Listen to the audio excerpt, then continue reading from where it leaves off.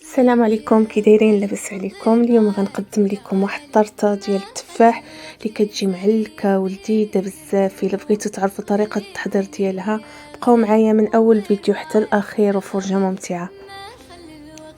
وعلى بركه الله عندي هنايا 2 ديال البيضات بحراره المطبخ،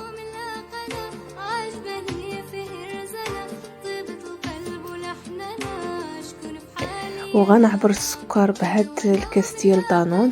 انا عبرت هنا بالكاس دانون وكويته في هاد الطاسه صغيره، وغنضيف قشور نتاع واحد الحامضه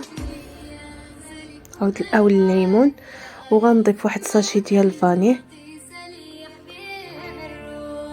وقبصه نتاع الملح لتصحيح الذوق. غنخلطوا المكونات مزيان بالطراب الكهربائي او بالطراب اليدوي، لكم الاختيار، حتى يرجع لينا الصفر ديال البيض بيض. نوقفوا على التخلط، وغنضيفوا هنايا كاس نتاع الزيت. دائما العبار كيكون بالكاس ديال دانون،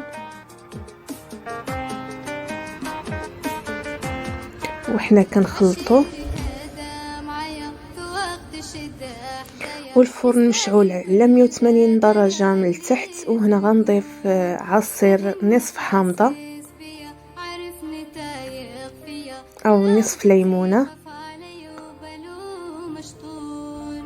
صافي، هنا غنضيف واحد الكاس ديال دانون ديال عصير البرتقال، تقدروا تعوضوه بالحليب، انا فضلت العصير ديال البرتقال عفوا.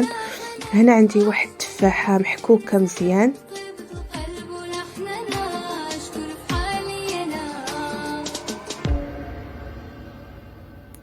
وغنخلط المكونات ديالي بالطراب اليدوي، غنستغنى على الكهربائي من الاحسن. وهنا غنضيف الدقيق تاع الحلويات شويه بشويه وانا كنغربل،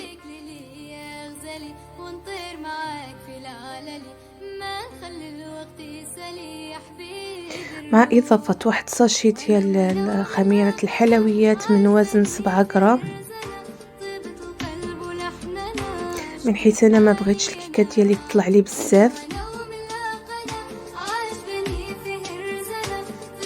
وكيبقى الدقيق حسب الخليط، دائما ما تجيش قاصحه بزاف وما تجيش جاريه.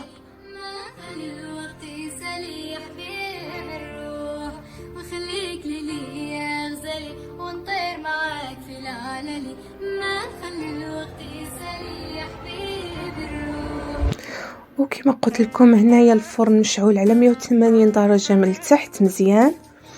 صافي، دهنت المول ديالي بالزبده ورشيت عليه الدقيق، وغادي نخوي الخليط ديال الكيك ديالي في المول اللي غيدخل الفرن. ملي غطلع لينا من التحت الكيكه ديالنا بعد ما نزينوها بالتفاح، غادي نشعلوا لها من الفوق باش تحمر. هنايا غنقاد الكيك ديالي مزيان باش ما يجيليش جهه طالعه جهه هابطه.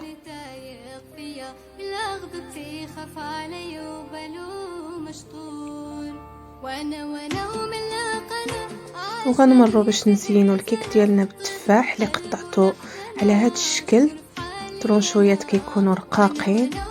وانا كنستف في الطاوه ديالي هاد التفاح، استعملت انا التفاح الاصفر.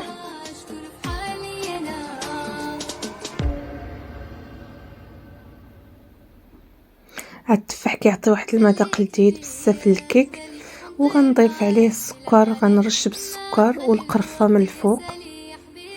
وعندكم الاختيار، عندكم الزبيب ضيفوه، ما عندكمش اكتفيو غير باللوز ايفيلي او التفاح، لكم الاختيار في التزيين. وانا بعد ما طبت ليا الكيكه ديالي ها كيفاش كتجي الشكل ديالها زوين بزاف وكيجي حتى المنظر ديالها زوين. زينتها بكوكو من الفوق، حتى الكوكو يعطيها مذاق رائع، وكتجي لذيذه بزاف ومعلكه. واحد الكيكه اللي صراحه غزاله بزاف. ودابا وقت التفاح، الواحد يجرب يدير شويه ديال التفاح لوليداتو مع الكيك، راه صحي وزوين كما كتشوفوا رطبه وكتجي معلكه الكيكه. وشكرا لكم على المشاهده، والى اللقاء في فيديو قادم ان شاء الله. مع السلامه.